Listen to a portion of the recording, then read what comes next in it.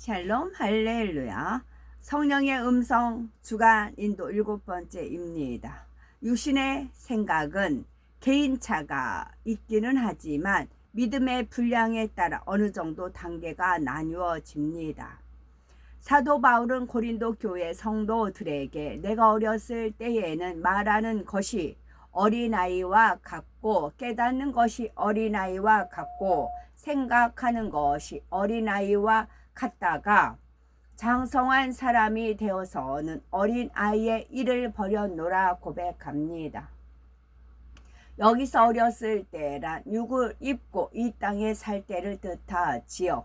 우리가 장차 거룩한 영체를 입고 영의 세계인 천국에 거할 때 비하면 지금 우리의 말이나 생각은 어린아이 수준입니다.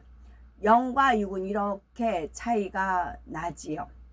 이 땅에 사는 동안에도 마음을 영으로 일군 정도에 따라서 말이나 깨달음, 생각의 수준이 다릅니다.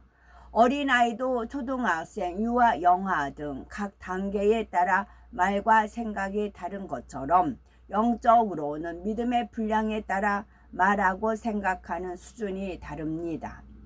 로마서 8장 8절에 육신에 있는 자들은 하나님을 기쁘시게 할 수 없느니라 말씀하였지요. 육신의 생각이 있는 만큼 하나님 말씀에 순종할 수가 없습니다. 육신의 생각이 있으면 성령의 음성을 밝히 듣고 싶어도 밝히 들을 수가 없지요. 육신의 생각이 성령의 음성을 차단해 버리기 때문입니다. 육신의 생각이 있는 만큼 사단의 음성을 듣게 되지요. 그래서 자신이 어떤 육신의 생각을 하고 있는지 발견해서 깨트려야 합니다. 개인차가 있기는 하지만 육신의 생각은 믿음의 분량에 따라 어느 정도 단계가 나누어집니다. 육신의 생각 첫 번째 단계를 간략하게 정리해 본 후에 육신의 생각 둘째 단계에 대해서 구체적으로 살펴보겠습니다. 육신의 생각 첫째 단계는 곧 하나님을 믿지 못하도록 방해하는 육신의 생각을 성령의 음성을 듣기 위해 깨트려야 하는 육신의 생각 중에 가장 초보적인 단계입니다. 이 육신의 생각은 주로 세상 지식과 이론에서 비롯이 되지요. 세상에 많은 사람이 바로 이 육신의 생각 때문에 하나님을 믿지 못합니다. 교회에는 출석하지만 아직 구원받을 만한 믿음을 갖지 못한 사람들도 바로 이 상황에 해당이 되지요. 그래서 성경은 고린도 후서 10장 5절에 모든 이론을 파하며 하나님 아는 것을 대적하여 높아진 것을 다 파하고 모든 생각을 사로잡아 그리스도에게 복종케 하니 말씀합니다. 하나님께서는 전도자를 통해서 복음을 전하셔서 각 사람의 생각의 문을 두드리시지요. 그런데 안타깝게도 많은 사람이 이 세상 지식이 고상하고 주를 아는 지식, 곧 복음이 미련한 것으로 생각합니다. 전도하는 분을 보고 어리석다, 거짓말한다 라고 생각하기도 하고요. 복음이 자신이 아는 지식이나 이론에 비춰보면 도무지 맞지 않기 때문에 사실을 사실로 믿지 못하는 것입니다. 우리 중에도 하나님이 어디 계시냐 눈앞에 보여달라라고 했던 분이 있을 수 있습니다. 하지만 질병이나 가난, 가족 문제 등 막상 인생의 문제 앞에 서니 너무나 막막했고 세상 지식은 무용지물일 뿐임을 느끼셨을 겁니다. 그래서 이렇게 하나님을 찾고 하나님을 만난 것이지요. 이처럼 심령이 가난해졌을 때 마음의 문을 열면 성령이 마음에 들어오십니다. 그 후에 늘 함께하며 형통한 길로 인도받지요. 그런데 인생의 갖가지 문제를 만나기 전에 천지 만물에 담긴 하나님의 능력과 신성만 보고도 또 주님의 십자가 사랑만 전해 듣고도 생각의 문, 마음의 문을 연다면 얼마나 좋을까요? 우리 모두 이 헛되고 무익한 육신의 생각을 다 깨트려 버리고 성령의 인도함 속에서 참 지혜를 얻어서 하나님을 아는 지식을 가장 고상하게 여기는 복된 우리가 되어야 되겠습니다. 육신의 생각 둘째 단계는 하나님의 말씀에 순종하지 못하게 하는 육신의 생각입니다. 육신의 생각 첫째 단계는 하나님을 믿지 못하게 하는 육신의 생각을 깨뜨리면 곧바로 성령의 음성을 밝히 들을 수가 그럼 있을까요? 그렇지 않습니다. 이 육신의 생각을 깨뜨렸다는 것은 이제 갓 성령을 내 안에 모으신 것이지요. 성령이 내 마음 안에 들어오신 것입니다. 성령의 음성을 듣고 순종하는 훈련은 이렇게 성령을 내 안에 모으신 후부터 본격적으로 시작이 되지요.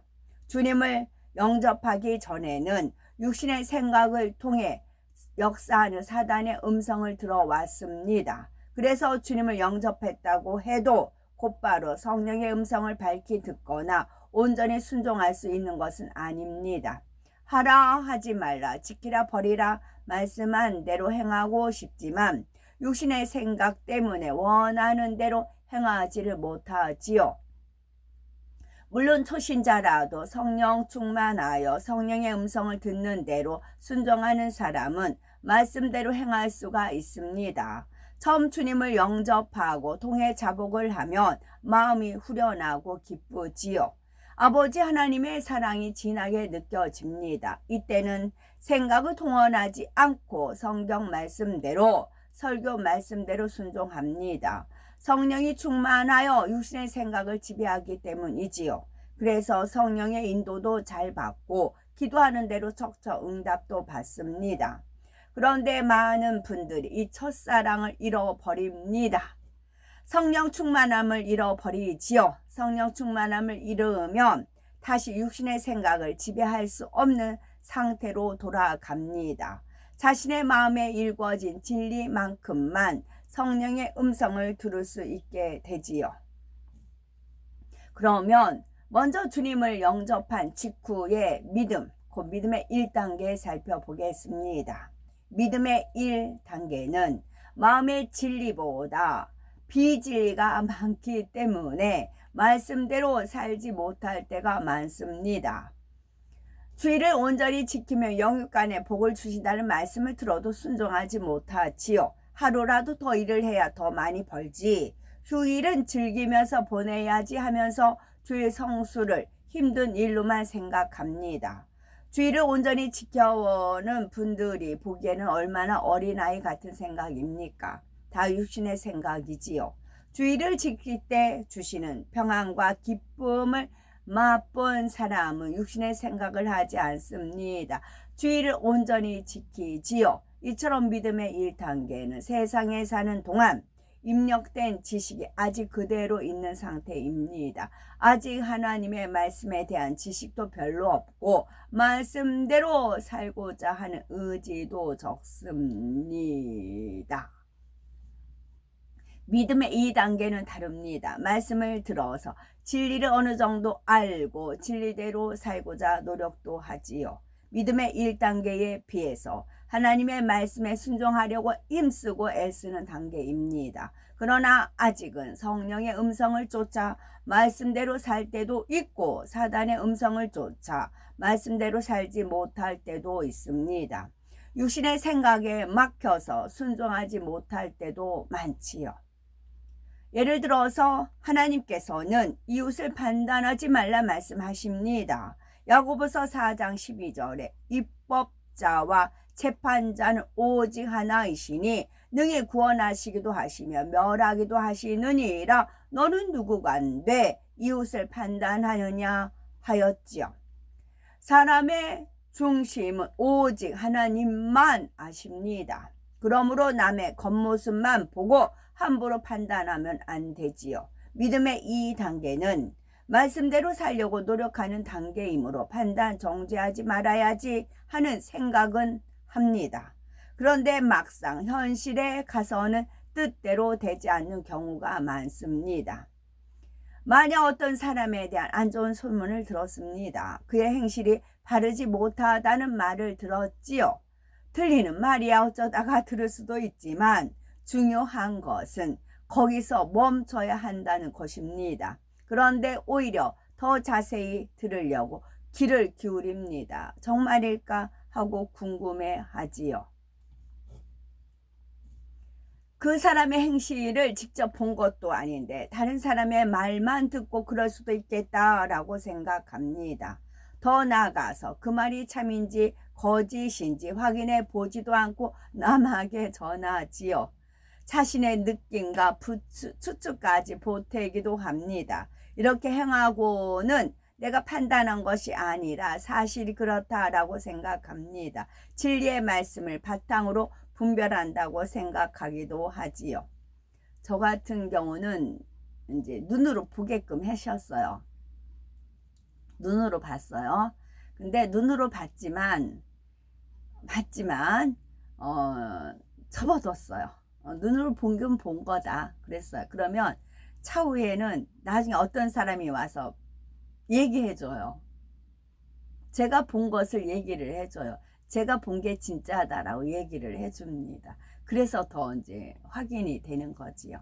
왜냐면 이제 그 다음 단계를 하나님께서 이끄셔야 되기 때문에 그것은 읽고 통과하는 게 낫겠다. 그것은 잠언 22장 29절에 네가 자기의 일에 능숙한 사람을 보았느냐? 이러한 사람은 왕 앞에 설 것이요 천한 자 앞에 서지 아니하리라.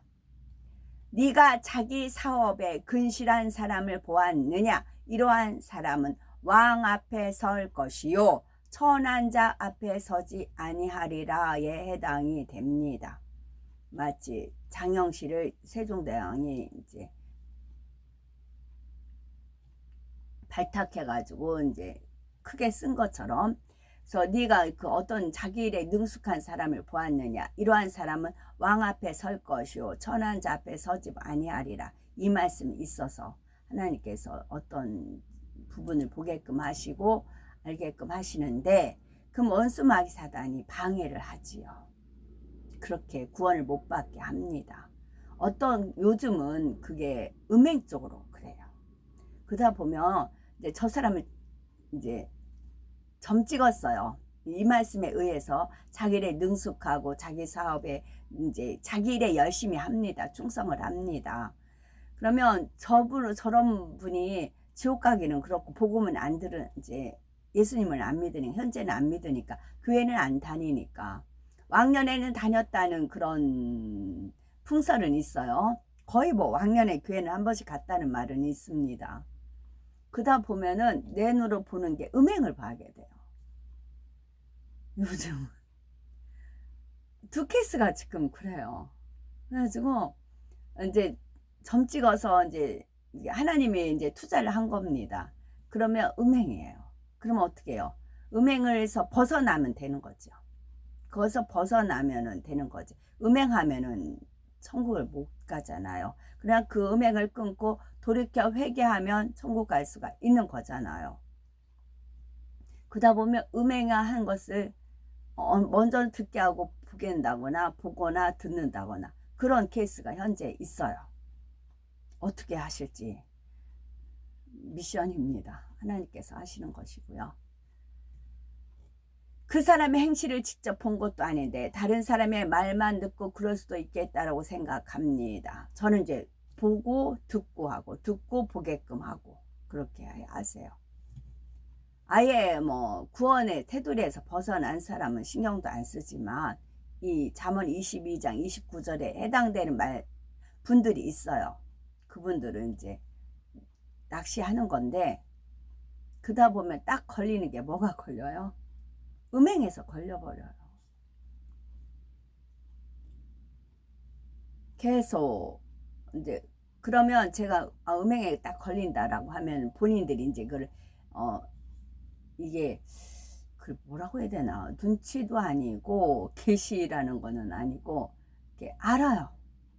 그러니까 조심해요.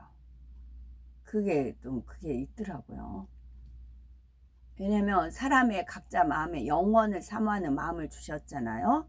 사람 마음에 영원을 사모하는 마음을 주셨어요. 그 주신 분이 하나님이에요. 이 사람 마음 안에 영원을 사모하는 마음을 더 키우시는 겁니다. 영원이라는 세계를 더 사모하는 마음을 키우십니다.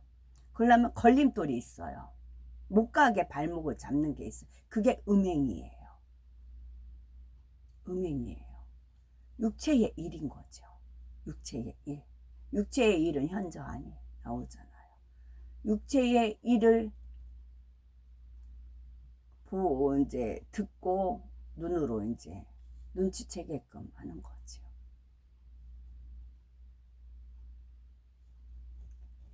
자신의 느낌과 추측까지 보태기도 합니다. 이렇게 행하고는 내가 판단한 것이 아니라 사실 그렇다라고 생각합니다. 진리의 말씀을 바탕으로 분별한다고 생각하기도 하지요. 이런 사람은 육신의 생각에 가려져서 자기 마음을 보지 못하는 사람입니다. 자기 안에 악이 있으니 남도 악하게 보고 오해하는 것이지요.